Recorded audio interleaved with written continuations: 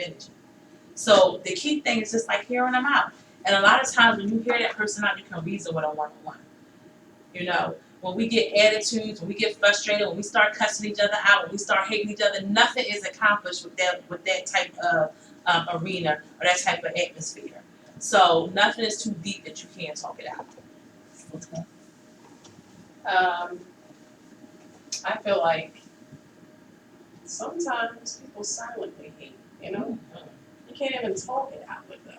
It's like, I had a lady who, she just all of a sudden stopped talking to me. And I didn't know why. You know, I tried to speak to her, she didn't turn her head the other way. And one day I kind of cornered her. And I said, hey, what's going on with you? And she said, what do you mean, what you talking about? I said, what's going on with you? Why are you don't speak to me anymore. Like, what's going on? Did I do something to you? Let me know if I did something to you and we can talk about it. You didn't do nothing to me. And I was like, oh, I didn't think I did. And I said, what? So you gonna start speaking to me now?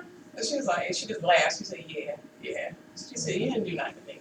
I said, okay. So I think she kind of dug on herself. Right. You know, at that moment. So I think what it is different issues that people go through, like you said, Maya, and they take it out on other people, and it's not even like that person's problem. So it's funny that to inspire people, from what I'm getting from the conversation, just to make sure that I'm on the right path, is communication is very important. You know, if you have knowledge, I know there's a lot of people that have knowledge. So as a woman, if you have knowledge that you can pass on to another woman, don't be scared to give her that knowledge. That's right. Because that knowledge might inspire her to deal with things a little differently. But she might be stuck and don't know how to, maneuver to be able to be inspired by certain situations. So something that you might say to her might say, okay, you know what? That might inspire her to make whatever move she's trying to make. Yeah. Also, from past experiences, you can take your past experience and be inspired by it to be able to do better or to do it better for others also. So, I mean, so Dark, does that answer your question as far as earlier when you said, can women inspire women? It still is going to be a redundant question because it depends on the person themselves. It depends on what's inside. It motivate or inspire. Those two words have a different, they carry a different connotation with them. So inspire somebody to me what inspired me to you. Break down inspired. Like if somebody says you inspire me, what would you feel as though they're saying to you? Like if I said, Tone, you inspired me. Something in the inside of me, you've touched.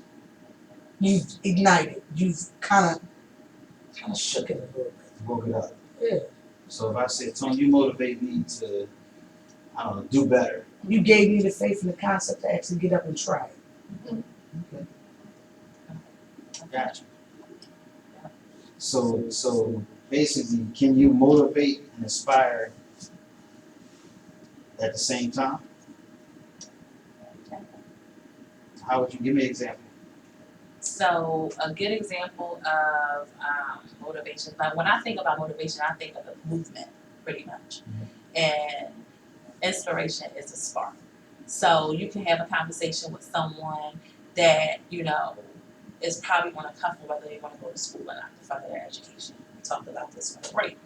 So by me sharing a story with them, it can inspire them or give them that spark to say, hey, maybe I can do that too. And by me touching base with them to ask them, like, how are they feeling about school? How can I support you in school? That will give them the courage to make the movement